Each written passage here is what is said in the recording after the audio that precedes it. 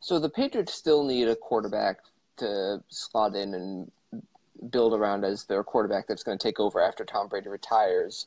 And they did take a guy that really fits that mold in the first draft. Now, what I'm going to propose to you or ask you is whether the Patriots are in a position where they're going to pull off what I'm going to call a reverse-Garoppolo and try and find a quarterback who's sitting behind an established starter and trade some kind of underrated draft capital for him, whether it's a guy like Deshaun Kaiser, even though similar to what the Packers did trading for him out of the Brown system.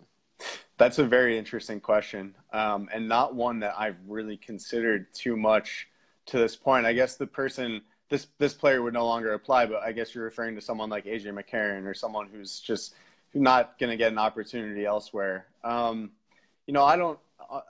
I don't know off the top of my head. I can't think of any names. I think that's certainly possible. But to me, their actions in the draft told me that, in acquiring that second-round pick from Chicago next year, taking a third-rounder from Detroit next year as well, and you couple that with they're projected to receive 2 third-round comp picks. So now you're suddenly looking at them with a first-round pick, 2 second-round picks, and possibly 3 third-round picks in next year's draft.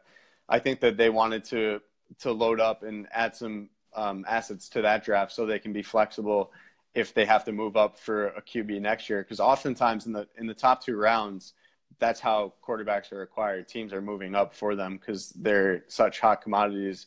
13 quarterbacks have been taken in the top 2 rounds of the past 3 drafts.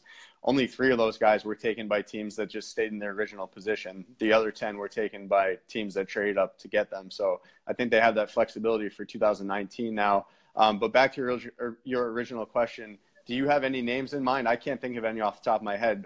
Backups around the league right now who might fit as a possible Brady successor. Yeah, I think we had a good crop of guys, like you said, AJ McCarron and Garoppolo and Brissett for a bit before the Patriots traded him away. I think my actual answer is I think over the course of the next year, we'll kind of figure out which guys are kind of blossoming because I think we're going to have to wait for the next generation of guys to kind of prove themselves as the number 2 guys, as a bunch of guys have moved around. But if Nathan Peterman is actually a decent quarterback but gets stuck behind Josh Allen, or if maybe the Patriots actually want to give a chance for someone like Mike Glennon to play rather than draft Mitchell Trubisky in front of him, what's Case Keenum going to do? So, someone of that caliber, like a Case Keenum type before Case Keenum broke out. Right. I think we're going to see someone kind of build some momentum and then see if the Patriots can swoop in with a 3rd or 4th round pick. That's interesting. That's not something I really thought too much about, but I think that's an option for them.